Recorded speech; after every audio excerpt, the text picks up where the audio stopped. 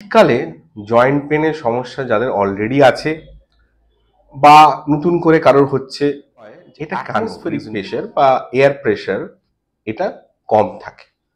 এটা কম থাকার জন্য সোয়েলিং, জয়েন্টসে যাদের পুরনো ব্যথা আছে, এই সোয়েলিংটা বেড়ে যায়। সোয়েলিং মানে বাংলায় বলতে গেলে ফুলে যায়। জয়েন্টের ফোলা ফোলা ভাবটা জয়েন্টের ভেতরে, সেটা বাইরে থেকে বোঝা যায়।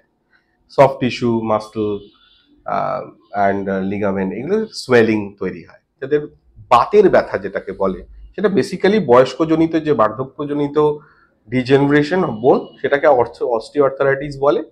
এই ধরনের প্রবলেমের ক্ষেত্রে স্টিফনেস এবং পেন ০.৫ ঘন্টার মধ্যে সকালে ঘুম থেকে ওঠার ০.৫ ঘন্টার মধ্যে মধ্যে আস্তে আস্তে মুভমেন্টের সাথে সাথে পেনটা বা স্টিফনেসটা কমে যায়।